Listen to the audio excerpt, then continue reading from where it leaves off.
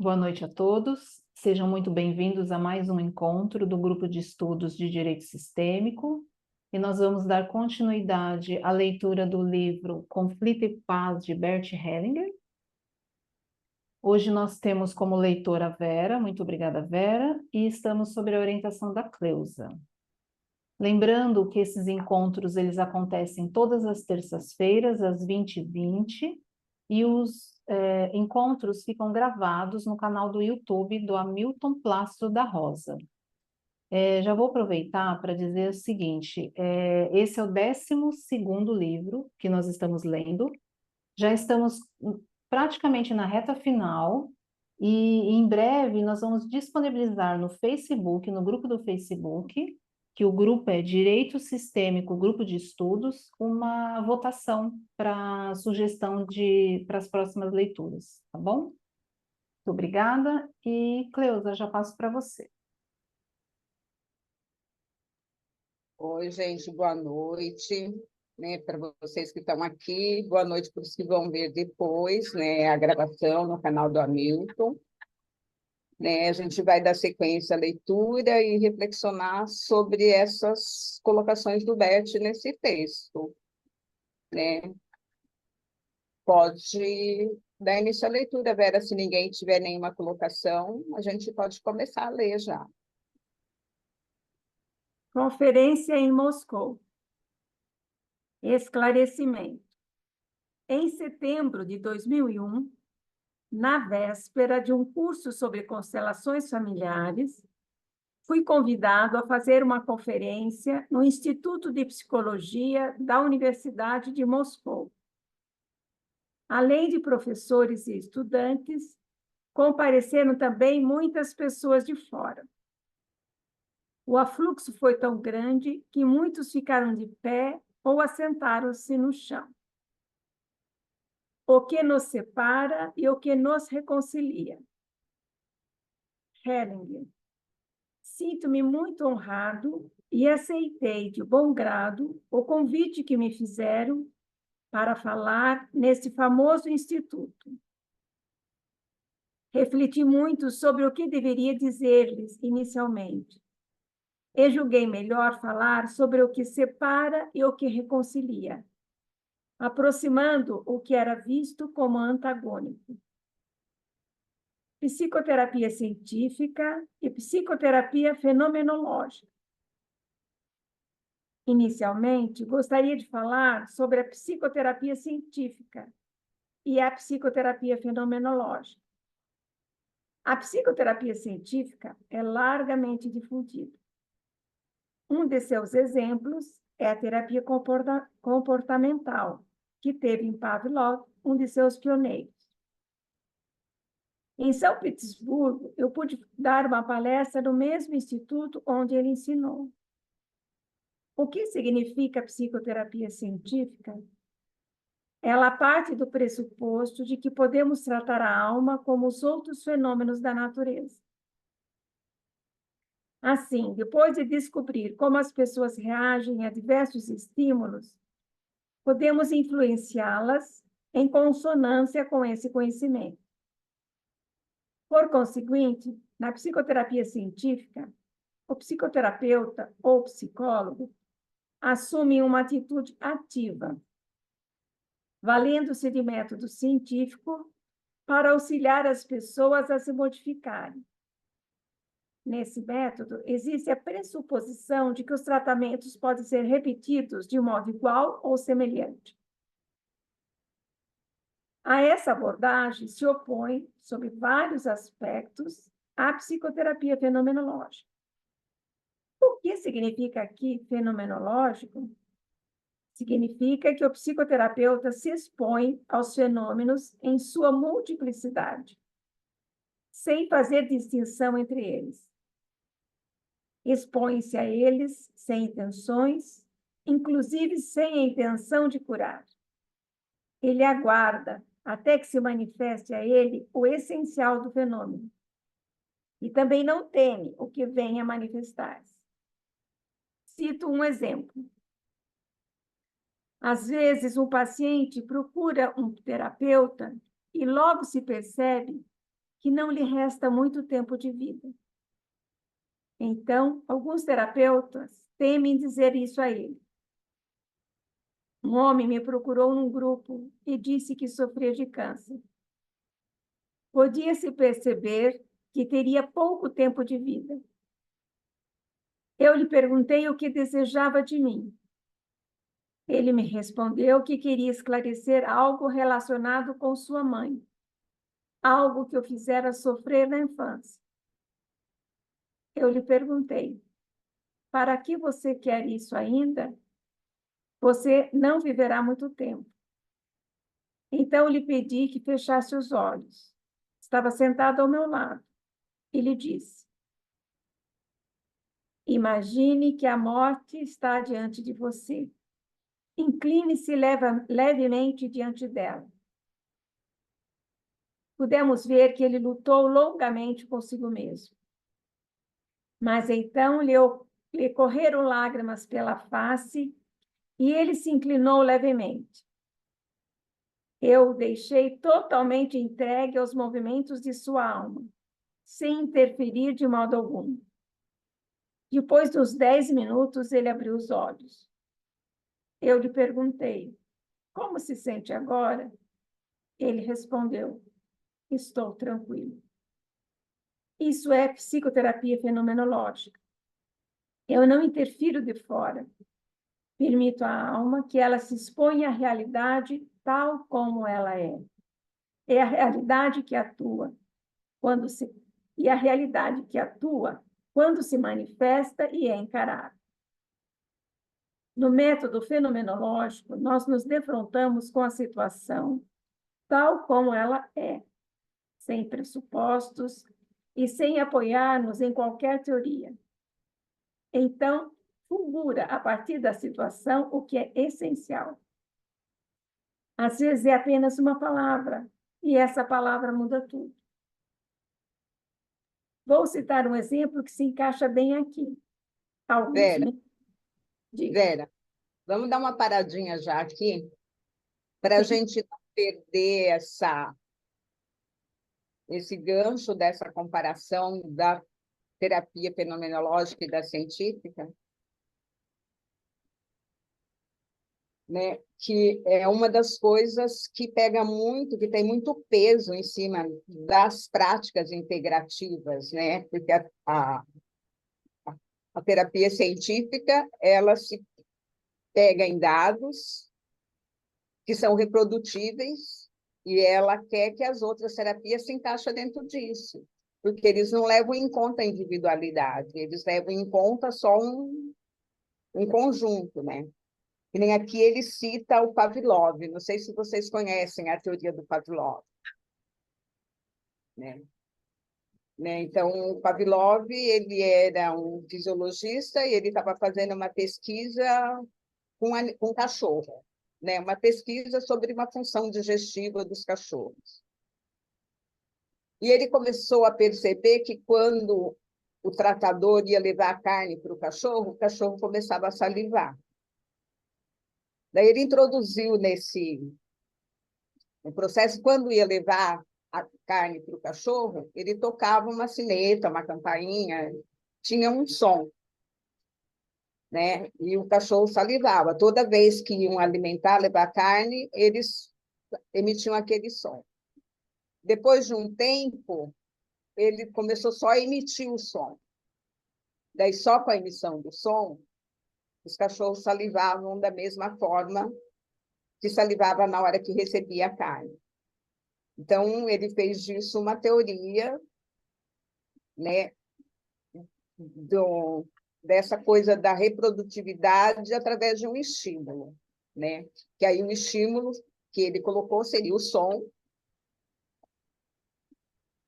e ele fez bastante coisa em cima dessa teoria, e a psicologia também tem um gancho nisso que daí eu não conheço, que é a coisa dos comportamentos repetitivos, né? Então, trabalha em cima disso. E a ciência, ela pega um determinado dado, ou um fato, uma coisa, joga isso para um monte gente, e tenta reproduzir isso. E eles querem que as práticas integrativas façam a mesma coisa, né? E nem na homeopatia, eles colocam também como pseudociência e que não tem pesquisa, porque as pesquisas que se tem não se encaixam dentro do método alopático, dentro dos métodos, dentro da caixinha deles, né? E nenhuma prática integrativa que leva em consideração a individualidade, né? Se é com humanos, é a individualidade. Nos animais, tem a característica do grupo de acordo com a raça, porque cada grupo, cada raça, né, de animal responde de uma forma, porque o animal ele não tem uma alma individual, ele tem uma alma grupal, então ele responde de acordo com a alma do grupo, né? Agora, nós humanos, não, nós temos a nossa alma individual. Então, mesmo a gente tendo a nossa vinculação com o grupo, cada membro do grupo responde de uma forma. Então, pelo caminho científico, nós nunca vamos conseguir provar nada, porque não é uma coisa que as almas vão responder da mesma forma, né? E no caminho fenomenológico, daí já tem essa coisa de você se expor e observar o que se manifesta. Aí você dá vazão para cada um trazer à tona aquilo que tem dentro de si, as reações que trazem, né, na sua alma. Tipo assim, eu estou usando a palavra alma, que é uma palavra que o Bert usava muito. De repente, isso pode ter um outro nome que a gente não sabe, né? Então, cada indivíduo tem, dentro do campo mórfico dele, algo que ele se identifica. E no caminho fenomenológico, ele vai responder de uma forma diferente, né? Mesmo entre gêmeos. Às vezes, você tem uma mesma questão em gêmeos e eles reagem de uma forma diferente. Então, não dá para fazer essa comparação dos dois caminhos, né? Um caminho é aquele que você pega, você mapeia, você observa, daí você faz uma hipótese, depois você chega numa conclusão, depois você joga essa mesma coisa para um outro grupo para ver se dá igualzinho. E nas constelações familiares isso não vai acontecer nunca, né? Então, você coloca uma questão, vai ter um movimento, a partir do momento que você se expõe. Se no dia seguinte você colocar a mesma pessoa, colocar a questão, já vai ser outro movimento, porque uma camada já foi trabalhada. Não, você não vai conseguir reproduzir uma constelação que foi feita no momento seguinte, ou no dia seguinte, né? Então, vai ser sempre diferente. É. Então, no livro Ordens do Amor, o Bert fala desses dois caminhos de uma forma mais extensa, e assim, é uma coisa que é muito bom a gente sempre estar trazendo, né? O que é um caminho científico, o que é um caminho fenomenológico, até por causa dos ataques que a gente sofre no dia a dia em relação a isso. Não sei se alguém tem alguma colocação, quer fazer alguma pergunta. Pode falar, Helena. Cleusa, eu concordo com você que realmente a gente tem que estar sempre trazendo esse tema à luz, porque, gente, as pessoas estão misturando muitas técnicas, né? E aí só fortalece esse ataque, né? E aí uma coisa que eu gosto muito quando o Bert traz isso, que é que ele fala mais ou menos lá no meio da página 98, que ele fala que ele deixou o cliente, né, totalmente entregue aos movimentos da sua alma, sem interferir de modo algum. E eu vejo que às vezes as pessoas reclamam. Então, por exemplo, cada facilitador trabalha de um jeito, né? Então, vou dar o exemplo do Renato Bertatti. Ele deixa totalmente entregue mesmo. E às vezes a constelação demora um pouco, né? Porque o movimento da alma é lento. Eu não sei se alguém daqui já sentiu isso em você mesmo quando você está sendo representante ou quando uma questão sua. E às vezes eu escutava as pessoas, tipo, reclamando que estava demorando, né? Totalmente assim, eu não sei. Sinceramente, para mim aquilo ali tem que ser assim. E eu já tive a oportunidade de ser representante em que o facilitador quer acelerar esse processo, né? E eu sentia em mim que não, né? Tem que ser no meu, na minha velocidade assim, como representante, mas às vezes a pessoa ainda ia lá te posicionar. Então, o quanto isso também às vezes prejudica, né? O resultado do trabalho e muitas vezes traz essas pessoas que nunca participaram de uma constelação, não vê, né, a solução, vamos dizer assim, e achar que aquilo ali foi um teatro, né? É bem triste isso, mas eu acho que a gente aqui num grupo de estudo, a gente tá sempre tem que reforçar, né? E teve mais uma coisa que me fugiu, mas enfim, era isso. É,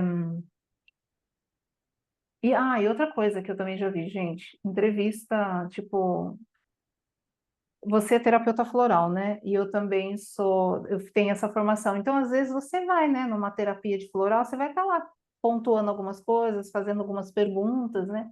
Então, assim, todas as vezes que eu atendi, eu não queria nem ouvir muito, assim. Às vezes a pessoa queria vir contar e eu já cortava. Até para o grupo também, né? E gosto de fazer fechado, sabe? Quando você faz as escuras, assim, ninguém sabe nada. Então, melhor coisa para não interferir, para que cada um realmente sinta os movimentos. É isso. Em relação a isso, assim, é bem complexo. Quando eu comecei a estudar constelação, era, tipo assim, tinha uma entrevista, sabe? Não era uma super entrevista, mas tinha uma entrevista sempre no começo. E o facilitador interferia, assim, em alguns momentos, né? E quando eu conheci o Bert, também ele fazia isso. É que, com a evolução do trabalho, isso foi mudando, né? E a gente percebe, que nem, tipo assim, eu percebi isso mesmo, às vezes, uma época eu fiquei, acho que 2 anos. Teve um ano que quando eu fui fazer a inscrição para um workshop do Bert Hellinger, não tinha mais vaga. Então, eu não fui, acho que foi 2011. Aí, nas minhas constelações, começou a ficar esse movimento da alma longo. Então, assim, o tempo que eu agendava 3 pessoas, começou a se arrastar, sabe? Quando você imagina que vai terminar 6 horas e termina 8. Começou a ficar muito longo. Eu comecei a pensar assim, eu acho que eu não estou fazendo certo, eu desaprendi. Daí teve um outro workshop, né, do Bert em São Paulo no ano seguinte, e eu fui. Foi a mesma coisa, aquelas constelações longas, intermináveis. Pensei, gente, estava acontecendo, reverberando em mim o que estava acontecendo já no movimento, que é essa coisa, o movimento da alma, eles são lentos, às vezes não, às vezes você consegue coisas mais rápidas, mas normalmente são assim. Então, tem pessoas que trabalham fazendo uma entrevista antes, alguma coisa assim, né? Às vezes você tem necessidade, não da pessoa ficar contando a história. Quando ela começa a contar muito a história, a gente precisa cortar, porque senão acaba interferindo. Como se muita informação, você acaba sendo tendencioso daí no desenrolar da história, né? Quanto menos você sabe, melhor. Mas, às vezes, a carência do cliente é tão grande que ele precisa falar alguma coisa. Então, assim, tudo a gente tem que ter assim, muito senso na hora que você está do lado da pessoa e sentindo essa pessoa. Mesmo o Renato, às vezes, ele deixa a pessoa falar. Tem momentos que não, né? Eu acompanhei o Renato há algum tempo, né? Em 2019, praticamente ele assumiu o curso que a Helen deu de constelação em saúde, né? Foi ele, o Matheus, a Renata, mas ele que deu a maior parte. A Sofia deu só a introdução e o resto foram eles, né? Então, às vezes, ele deixa a pessoa falar também. Então, tudo depende do momento, a gente não pode cristalizar nada. Né? Então, o facilitador tem que sentir a pessoa que procura e tem que perceber essa necessidade. Às vezes, você precisa cortar, mas às vezes você precisa servir. E a coisa da mistura é muito complexo, né? Que nem às vezes essa pessoa assim, ah, mas está acontecendo isso e você não faz nada. Na fenomenologia, eu não tenho o que fazer, eu só tenho que acompanhar e, de repente, introduzir um novo fato quando isso, o movimento está pedindo. Né? Só que a pessoa vem, às vezes, com um grupo com aquela mentalidade de que o facilitador tem a varinha mágica e que ele vai dar a solução e que ele vai dar a cura. Né? Agora, recentemente, mesmo uma pessoa queria agendar uma constelação para um parente dela que está doente. E vem bem nessa situação que o Bert coloca aqui. Né? O paciente, pelo que ela me contou, ele está querendo morrer. Você vai fazer uma constelação para quê? Só que para ela entender isso, assim, se ele quer morrer, a gente tem que respeitar. Não adianta eu querer fazer uma constelação para salvar ele se o que ele está escolhendo é outra coisa. Não sou eu não vou ter essa varinha para tirar ele do quadro que ele está doente realmente bem sério. Né? Assim, isso não é hora para fazer a constelação. Né? Deixa passar, se ele passar daqui, se ele melhorar, daí ele querer trabalhar, quiser trabalhar. O problema da gente faz, né? Nesse momento, a pessoa entrando e saindo do hospital, ela está buscando um milagre. E a constelação não faz milagre. Ou até faz, mas não nesse sentido.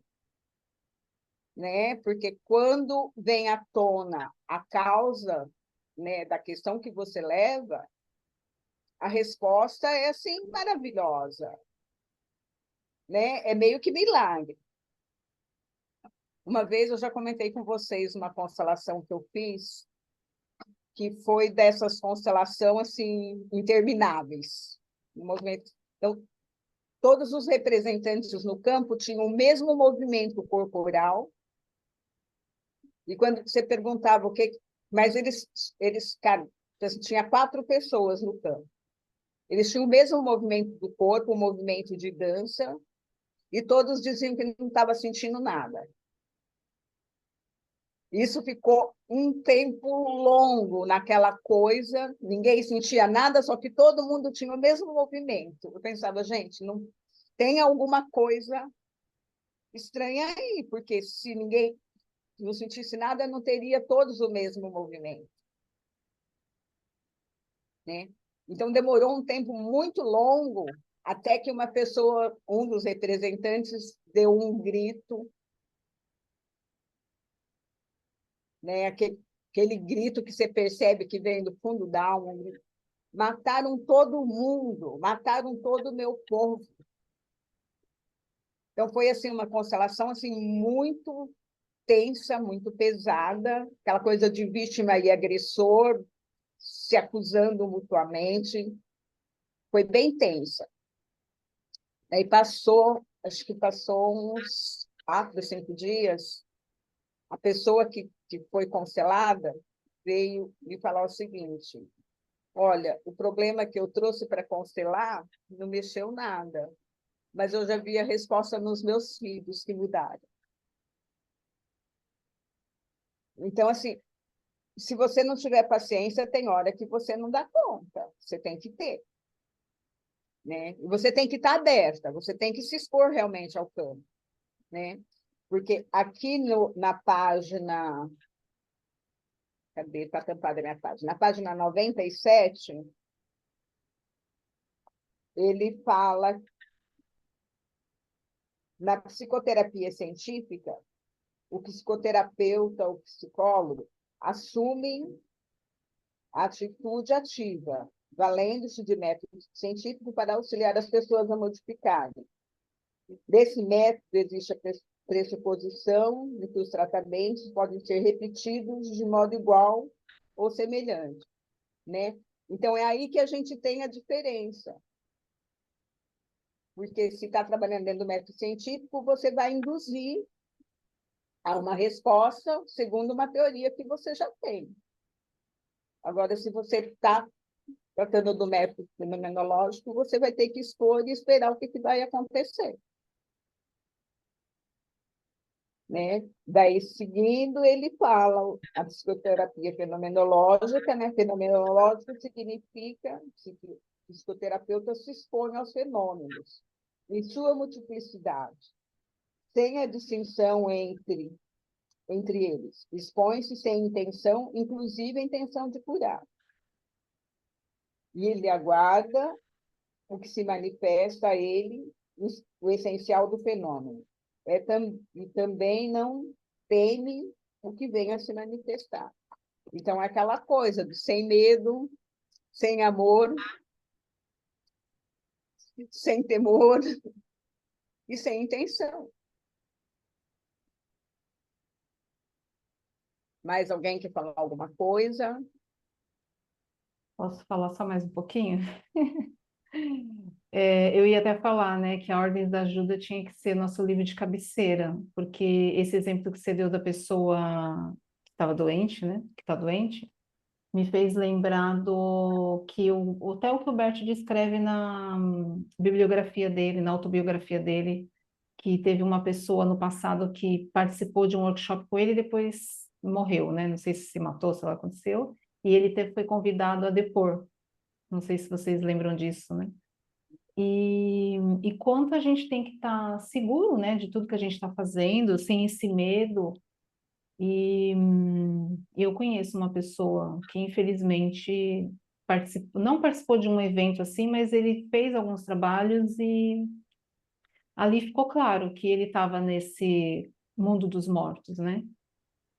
E, infelizmente, ele tirou a própria vida depois de um tempo, assim, né? E então, aí, quando eu recebi a notícia, eu fiquei pensando assim, eu lembrei na hora da biografia do Bert, né?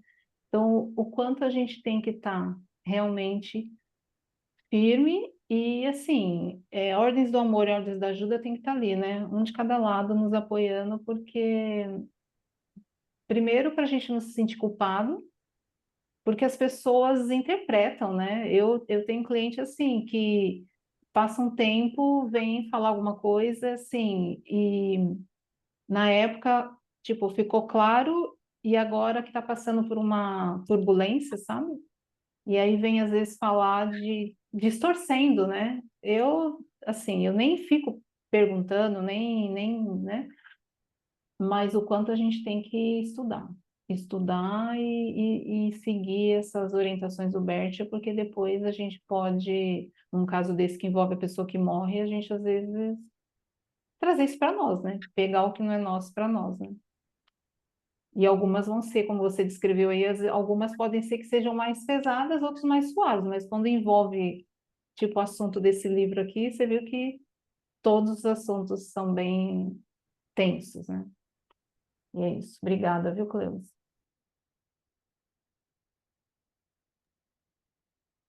Mais alguém queira falar alguma coisa ou a gente dá continuidade à leitura agora? Então, vamos continuar, Vera? Vou citar um exemplo que se encaixa bem aqui. Há alguns meses, no Congresso Internacional de Constelações Sistêmicas, em Duisburgo, dediquei um dia ao trabalho com constelações familiares. Uma cliente disse que nascera no Cazaquistão, mas morava há vários anos na Alemanha. Indagada sobre sua família de origem, revelou que seus antepassados tinham nascido na Alemanha e imigraram para a Rússia. Um avô tinha morrido num campo de trabalhos forçados, e os outros avós também tinham sofrido muito. Inicialmente, coloquei em cena representantes de seus avós. Diante deles, coloquei uma mulher representando a Rússia. Em seguida, coloquei 3 representantes de soldados alemães. formando um ângulo em relação à Rússia.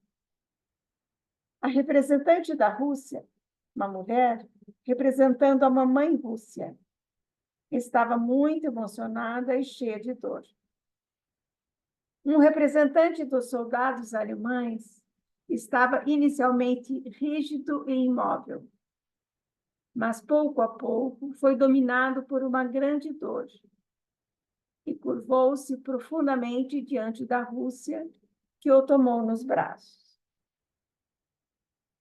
Então introduzi na constelação a cliente e pedi-lhe que dissesse uma única frase. Foi uma frase fenomenológica. Ninguém teria chegado a ela por uma reflexão. Pedi-lhe que dissesse à Rússia: eu sou uma russa. Inicialmente ela resistiu, mas então disse: eu sou uma russa. Nesse momento, seus avós se sentiram melhor. Por que foi importante essa frase? Muitos alemães que há muito tempo emigraram para a Rússia e por ela foram acolhidos, recusaram-se a reconhecê-la como sua nova pátria e a agradecer-lhe pelo que dela tinham recebido. Quando a mulher disse essa frase, eu sou uma russa, algo mudou em sua alma. Hoje de manhã fui procurado pela terapeuta dessa cliente. Ela veio assistir ao meu seminário e me falou sobre o efeito dessa frase na vida de sua paciente. Ela tocava violino desde os 5 anos e tinha se formado como solista. Entretanto, desde que migrou para a Alemanha, não conseguia voltar a tocar. Algumas semanas depois da constelação, ela voltou a tocar violino. Recuperou-se muito rapidamente e foi aprovada em todas as provas para conseguir o diploma em violino. A alma russa tinha retornado a ela. Fortes aplausos no público. Nisso consiste a psicoterapia fenomenológica. Aquela frase eu não poderia ter buscado em nenhuma teoria. Entretanto, ela me veio porque eu me expus àquela situação sem posições pré-concebidas. E essa frase bastou. Há algum tempo escrevi uma história onde comparo os caminhos do conhecimento científico e do conhecimento fenomenológico. A história é assim. Vera, só uma colocação, Vera, antes de você continuar a história. Vocês lembram como terminou a constelação da Russa, que a gente leu na semana passada? Que é essa que ele cita aqui? Alguém se lembra? Deixa eu voltar lá. Quando termina, ela consegue falar eu sou uma russa, está lá na página 96, no finalzinho da página. Ela fala assim, o Henning pergunta para ela, como se sente agora? Ela diz, estou extremamente irritada. A Rússia me passa uma sensação de consolo, mas não dá certo. E o Henning diz, vou interromper aqui. Então, quando a gente lê esse final, né, a gente pensa, nossa, né? Ó, que a alma atuou. E aqui ele vem e coloca que ele teve o retorno daquela situação, né? Que é a mesma pessoa que ele está citando nesse texto, nesse trecho, a Natasha da constelação da aula da semana passada. Então, ela terminou a constelação tremendamente irritada, só que o campo promoveu a mudança, que a terapeuta dela foi conhecer o que foi que fez a mudança.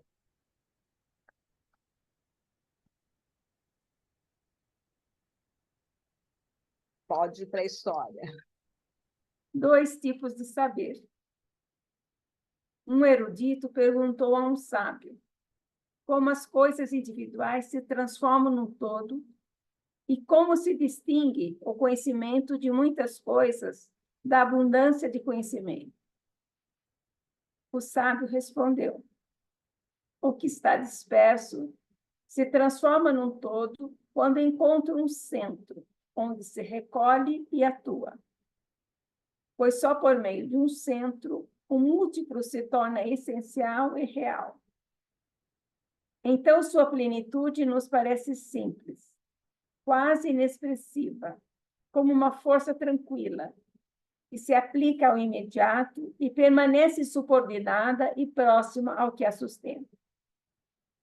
Por isso, para sentir ou comunicar a plenitude, não preciso conhecer, dizer, ter, fazer, todas as coisas individuais.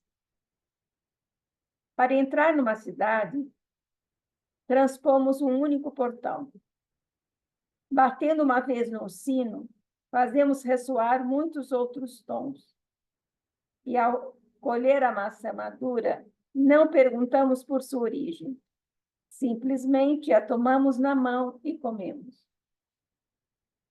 O erudito objetou que quem busca a verdade também deve conhecer todas as particularidades. Mas o sábio contestou dizendo que só sabemos muito sobre verdades velhas. A verdade que faz progredir é ousada e nova, pois oculta o seu fim como a semente oculta a árvore. Por isso, quem hesita em agir, querendo saber mais do que o necessário para o próximo passo, desperdiça o que realmente atua. Ele toma a moeda pela mercadoria e transforma árvores em lenha. O erudito achou incompleta a resposta e pediu ao sábio que explicasse um pouco mais. Mas ele recusou com um gesto, pois a plenitude começa como um barril de mosto, doce tudo. Precisa fermentar por bastante tempo, até que se torne límpido. Quem o bebe, em vez de somente prová-lo, fica logo bêbado. Isso já é o suficiente sobre a diferença entre a psicoterapia científica e a psicoterapia fenomenológica.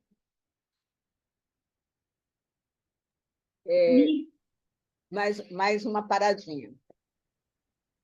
Eu não sei, dentro desse poema, se vocês refletiram sobre ele. Se a gente só lê, né, acaba, às vezes, não entrando totalmente. E uma coisa que me chama muita atenção nesse poema é a hora que ele diz assim: só sabemos muito sobre verdades velhas. Né?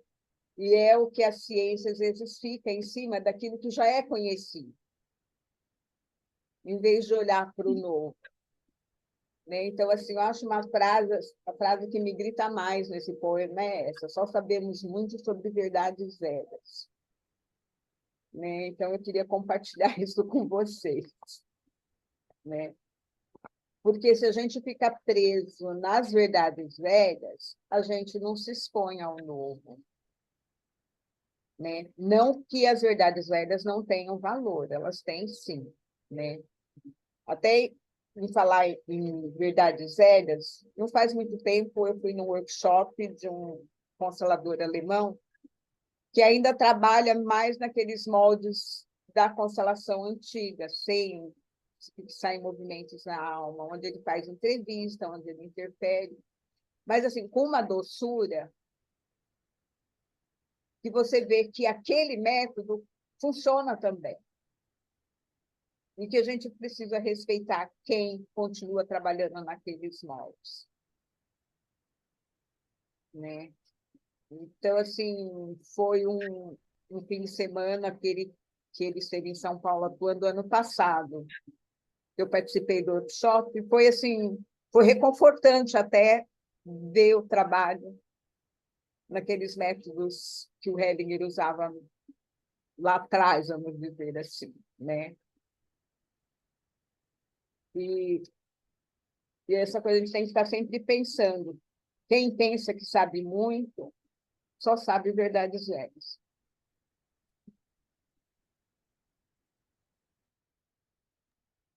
Vamos continuar, Vera, mais um pouco. Níveis da consciência. Com a ajuda do método fenomenológico, no decurso de 6 anos, descobri como atua a consciência moral. Muitos acham que, quando alguém segue a própria consciência, ele faz uma boa ação. Muitos afirmam mesmo que a voz da consciência é a voz de Deus, dizendo-nos o que temos de fazer. Mas eu verifiquei que isso não é verdade.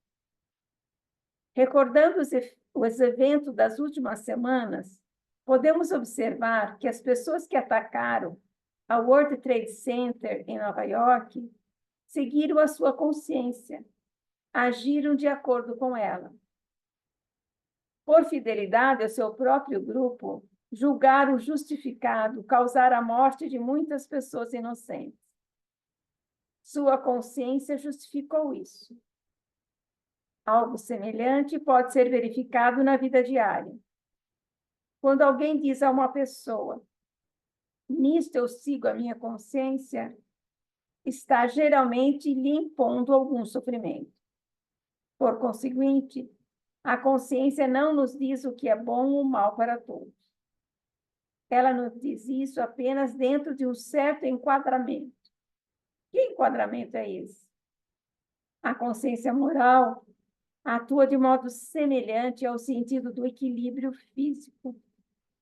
Esse é algo instintivo que nos ajuda a perceber imediatamente se estamos caindo ou se estamos estáveis.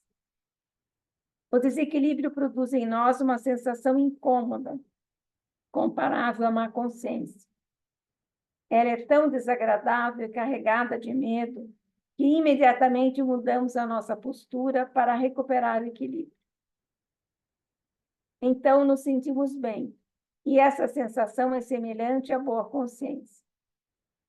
Dessa maneira, o sentido do equilíbrio nos dirige do mesmo modo que a consciência, por meio de sensações de desprazer e de prazer. A consciência é o nosso sentido social de equilíbrio.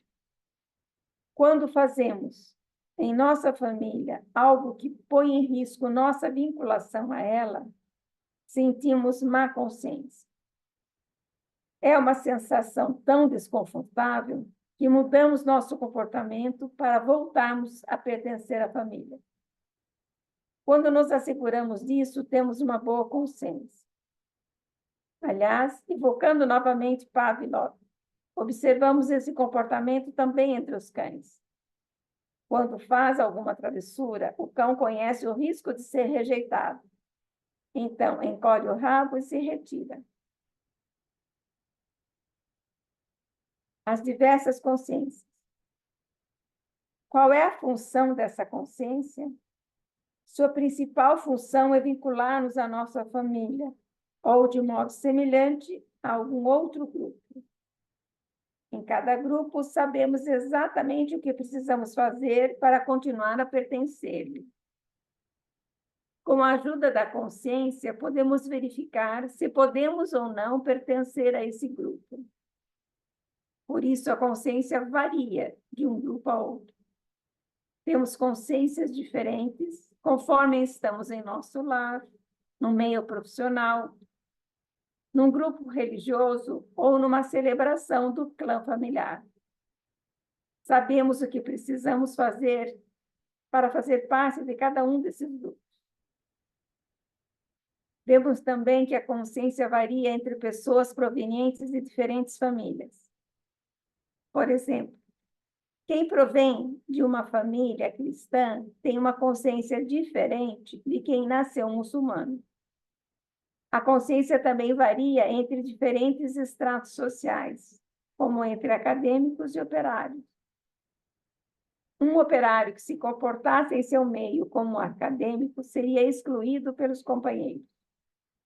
O mesmo aconteceria com um acadêmico que procedesse diante dos colegas como um operário. A consciência é, portanto, relativa. Na medida em que nos vincula a um grupo, a consciência tem um duplo efeito, pois simultaneamente nos separa de outros. Ilustro o assunto com um exemplo simples. paz da família. Um homem e uma mulher se apaixonam e se casam. O homem tem que reconhecer que precisa da mulher. A mulher que precisa do homem. Cada um deles precisa reconhecer que lhe falta algo que só o outro possui e que deve dar ao outro algo que somente ele possui. Quando reconhecem isso, nasce a troca entre eles, desde que cada um respeite o outro como diferente dele em quase todos os aspectos, e que, nesse reconhecimento recíproco, cada um se abra ao que o outro lhe dá e se dispõe a dar, por sua vez, o que falta a ele. Esse é o fundamento de uma sólida relação de casal. Quando estamos sozinhos e falam sobre si mesmos, os homens frequentemente se acham melhores do que as mulheres. Também as mulheres, quando estão sozinhas e falam sobre si mesmas, frequentemente se julgam melhores do que os homens. Quando um desses homens se encontra com sua mulher, ou quando uma dessas mulheres se encontra com seu marido, o que acontece com a sua relação? Quando cada um se comporta como se não precisasse do outro e fosse superior a ele, o amor entre eles está perto do fim. Assim, cada um precisa reconhecer que o parceiro, embora diferente, se equipara a ele e tem os mesmos direitos. É uma atitude humilde, mas é a base de uma boa relação conjugal. A situação é mais difícil quando o homem olha para a família da mulher e quando a mulher olha a família do homem. Muitas vezes, cada um deles diz: minha família é melhor. E o dizem com boa consciência, pois sua consciência os vincula às suas famílias. Mas o que acontece então? Seu amor sofre. Mais tarde, eles têm filhos e discutem como educá-los. O homem talvez dirá: devemos educá-los segundo os costumes de minha família. E a mulher, por sua vez: devemos educá-los segundo os costumes de minha família. O que acontece com os filhos? Eles ficam mal. O que deveria acontecer aqui? Cada um precisa reconhecer que a família do parceiro, embora diferente, vale tanto quanto a sua. Quando o casal provém de culturas ou de religiões diferentes, cada um precisa reconhecer que a cultura ou a religião do parceiro, apesar de diferente, tem o mesmo valor que a sua. Isso, porém, eles não conseguem com boa consciência, pois ao ouvir a própria consciência, cada um teme que se reconhecer essa igualdade, deixará de pertencer à sua família de origem. Assim, o progresso e a paz da nova família só são alcançados quando cada um abre mão, parcialmente, de sua boa consciência e está disposto a assumir um sentimento de culpa. Quem não consegue tornar-se culpado nesse sentido, permanece para sempre uma criança. Vamos parar um pouquinho. Vera, vamos parar um pouquinho aí? Sim. É interessante esse texto nessa data, né? Bem na época do Dia dos Namorados, vem esse texto para a gente refletir sobre essa importância do relacionamento de casal, né? E sobre a importância de se reconhecer o outro e na família do outro, né? Eu costumo dizer para as pessoas, assim, aquela família, com todos os defeitos que ela possa ter, ela fez alguém por quem você se apaixonou. Então, só por isso ela tem um valor, né? Mas é muito difícil, culturalmente, esse reconhecimento, né? E aqui ele chama bem atenção para essa coisa. Para mim reconhecer o outro, eu preciso de abrir mão da minha boa consciência em relação ao meu grupo familiar e à minha história, né? E os filhos precisam que os pais estejam os dois nesse nível, né? De abrir mão das suas histórias para poder ter uma história junto, né? Do casal, do pai e da mãe, daquele homem que precisa daquela mulher e daquela mulher que precisa daquele homem, para ter os valores deles para passar para os filhos, né? Respeitando o que vem do lado de cada um, né? Eu acho que é naquele livro que fala do relacionamento de casal, que ele dá até uma sugestão que seria se fosse uma cerimônia de casamento, né? Que para o amor dar certo, o homem tem que olhar para a sua família, reconhecer tudo que ele recebeu da sua família e reverenciar isso e agradecer.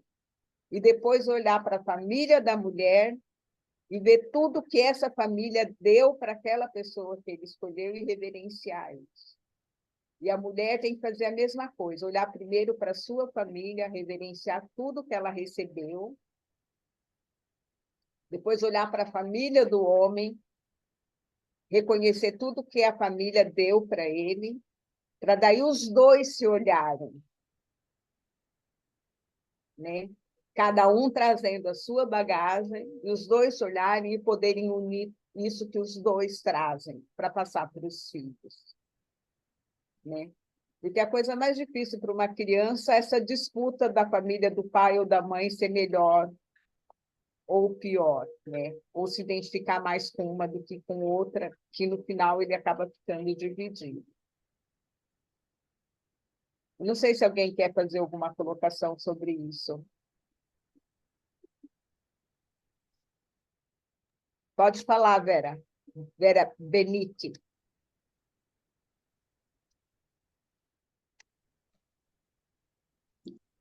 Você disse que boa noite para todos. E um reconhece a própria família e a família do outro. E depois,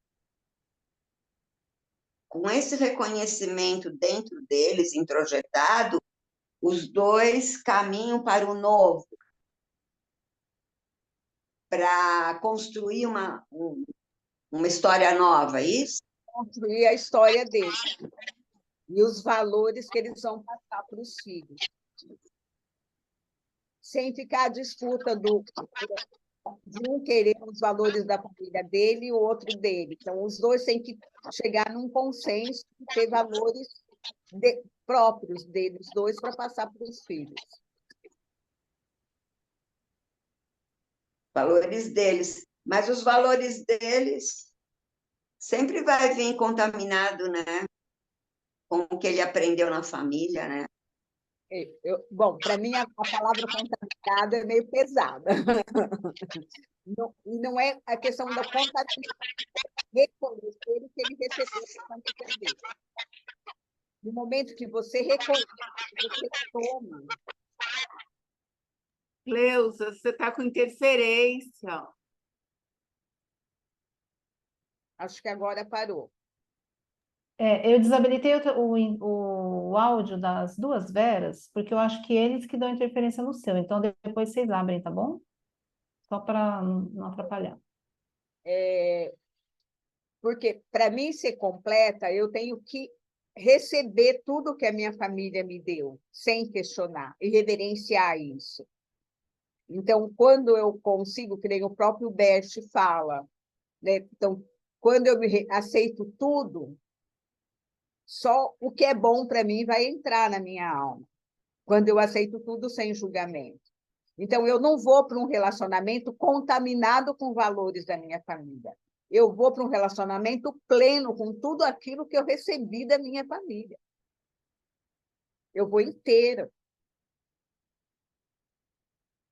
E se o outro também vem inteiro com tudo que ele recebeu da família dele, nós podemos juntar os dois valores para passar para frente.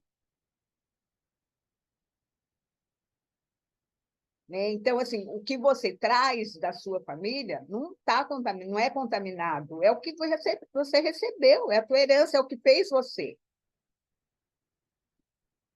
E do outro também. No momento que eu não aceito o que eu recebi, eu não vou estar completo para o novo relacionamento. Então, a tendência do relacionamento novo não dar certo, se eu não aceito aquilo que eu recebi da minha família, é muito grande.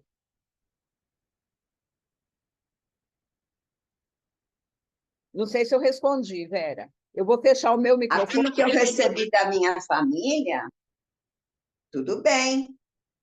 O duro é introjetar a família do outro, né? Só que sem a família do outro, você não teria o outro. É verdade. Isso que a gente tem que pensar. Sem aquela outra família, a gente não teria o parceiro. Por isso, a gente tem que valorizar a família do parceiro, porque ela fez o parceiro para nós. E ele é sob medida para as minhas necessidades, né? É não é bem completando, mas é um compartilhando a vida com o outro. Não é por um acaso que os dois se encontraram, né? Deve ter um crescimento aí desse casal. Fecha o microfone só um pouquinho que eu vou contar uma historinha. Uma vez eu fui num evento da Seixonoye, e daí o preletor contou a seguinte história, que uma pessoa lá da comunidade dele foi dizer para ele que ia se separar do marido. Daí ele perguntou por quê. Então, ela ia se separar porque daí ela relatou todos os defeitos do marido, né? Que ela ia separar porque ele tinha inúmeros defeitos. Daí ele perguntou para ela, quando você conheceu ele, como que ele era? Ela falou assim, quando eu conheci, ele tinha 1000 qualidades. Daí ela descreveu todas as qualidades. Daí ele respondeu para ela, mas você tirou ele da casa da mãe dele, perfeito, e você quer devolver ele estragado? Então, primeiro você conserta ele, depois você devolve. Eu acho assim, uma história muito interessante para refletir.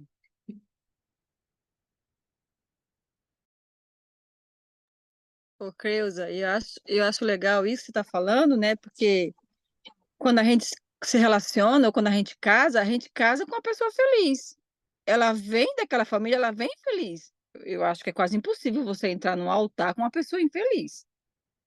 Então, ela vem com aquilo que de bom do relacionamento que ele adquiriu da família, daquela família que ele veio. Então, quando a gente junta, se junta os dois felizes, né? Eu acho que é isso que compreendi do que você colocou aí em relação aos relacionamentos. Não sei se a minha compreensão está certa, mas Então, a compreensão é essa, mas quando você casa, você não casa com uma pessoa. Essa pessoa traz dentro dela todo um grupo.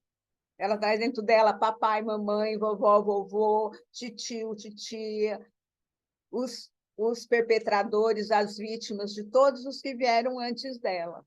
Então, travou um pouco para mim. Exatamente, se casa com a família e com todos eles, né? tipo assim, quando você se junta com uma pessoa, você se junta com um grupo. Então, não dá para você isolar aquela pessoa do grupo, porque aquele grupo é que fez a pessoa que você se apaixonou.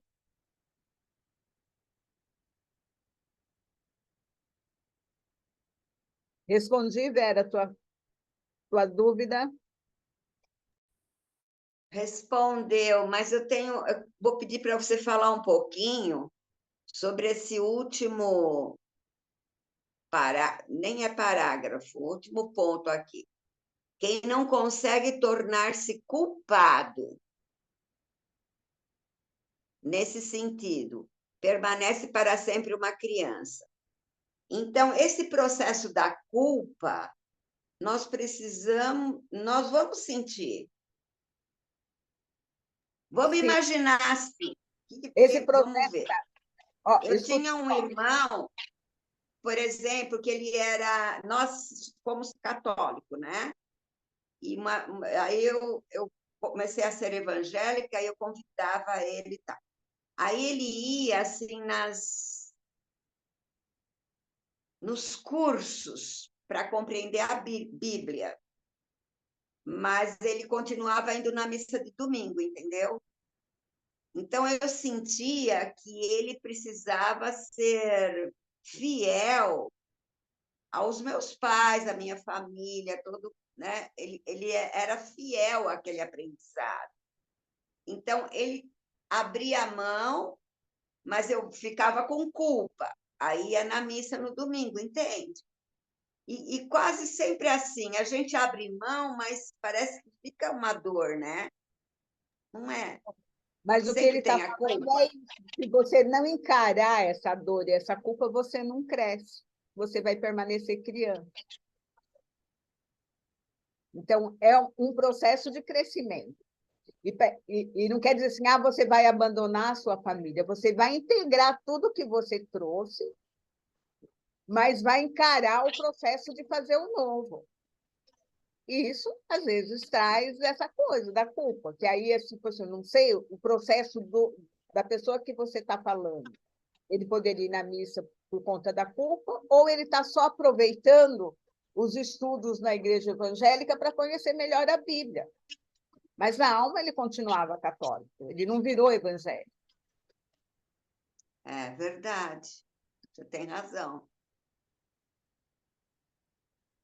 Fala, Helena. Então, a culpa existe, né? Culpa Ela existe. vai caminhar com a gente e a gente vai, assim, se integrar com ela, né? Integra essa culpa e dá o próximo passo, porque ela vai nos tornando mais amadurecidos, talvez. Assim, porque para a gente crescer, a gente precisa de abandonar essa boa consciência. A gente precisa dar os passos necessários. Então, isso sempre traz uma culpa. E a gente tem que encarar essa culpa. Fala, Helena. Eu acho que umas 2 aulas anteriores, né, encontros anteriores, eu comentei que isso não era uma aula, né, mas a gente levava lição de casa, né? E aí, antes da Vera falar, eu já tinha grifado essa parte, porque assim, esse permanece para sempre uma criança, não foi nem em questão do relacionamento de casal, né? Me veio a questão da exclusão, que a gente sempre tem alguém, né? Alguma pedra no nosso sapato. E aí, sempre quando me vem essa pessoa, eu percebo que é a minha criança, sabe? Que ainda reivindica. Aí agora que de novo, vai, permanece uma criança. Me veio de novo, falou, Toy, né? E é isso, né? Quer dizer, a nossa criança, ela está reivindicando, né? Algo. Então, normalmente, provavelmente, quando a gente tem essa rejeição com a família do parceiro ou da parceira, é algo que a gente tem em nós e a gente tem que olhar, que não é por acaso também, né? Que é a questão do espelho.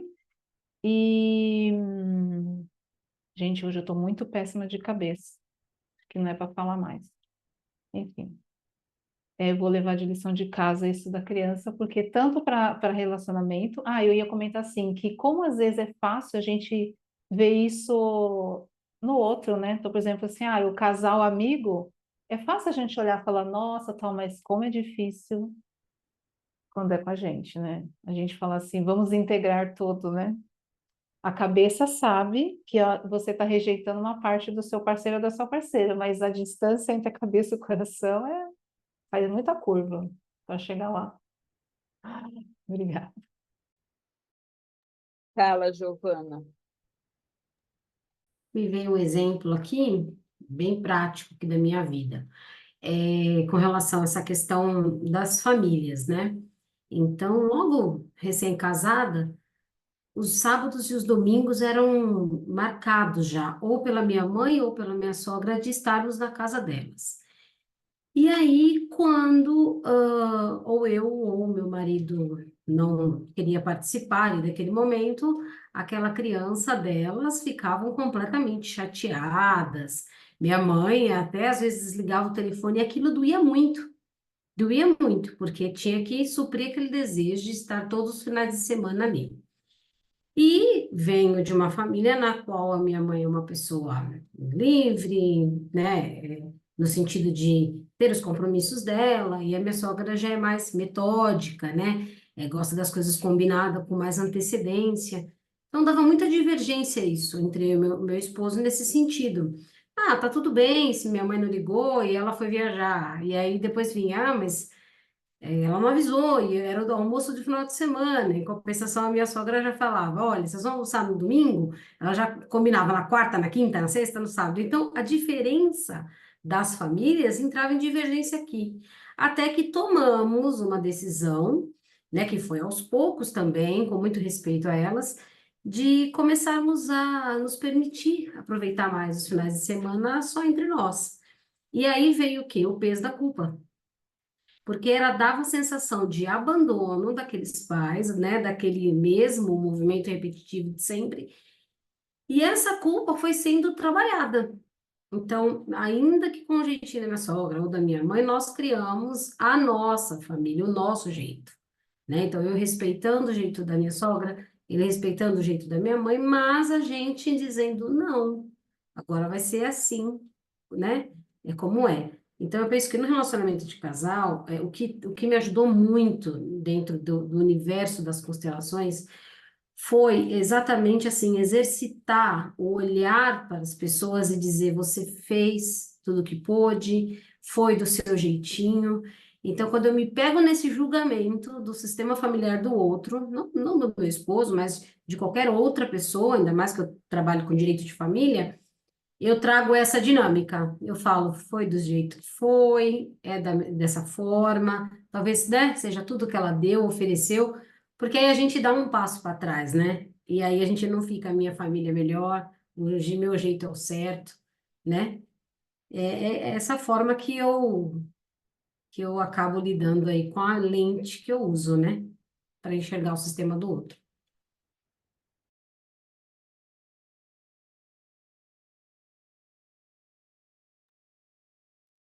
Mais alguém tem alguma colocação? Tipo assim, por mim, eu fico aqui falando, mas olhei o relógio e vi que o tempo já foi.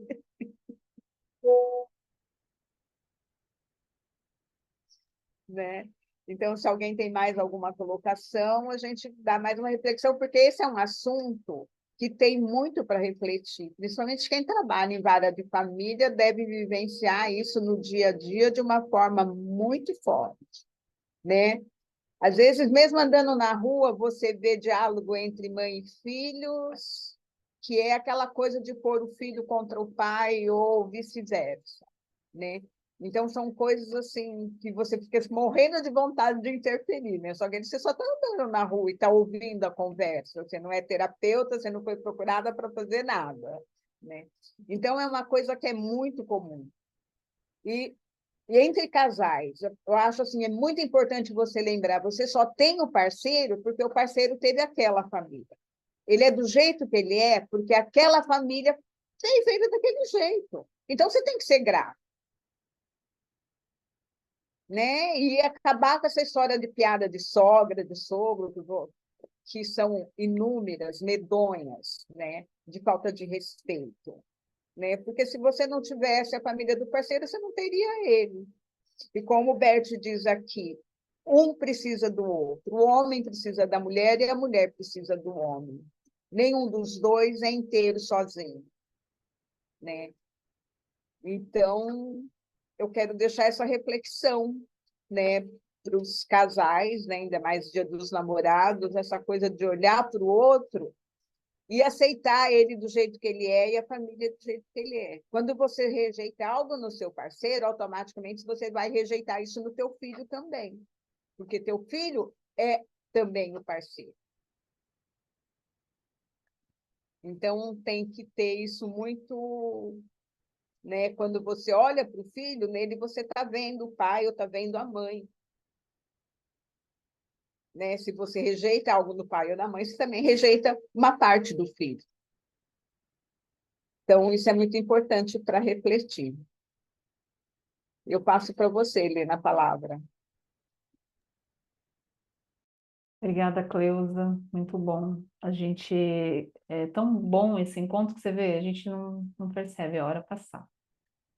Obrigada, Vera, pela leitura. Obrigada a todos pela presença. lembrando que, até para quem for assistir a gravação, se de repente quiser colocar no comentário do YouTube alguma sugestão de leitura, porque a gente já está caminhando para o final desse livro, e aí em breve a gente vai colocar lá no Facebook abrir para votação. Então, acho que é interessante já, se tiverem Na ideias, né? própria, a enquete do Facebook vai ser aberta, tá?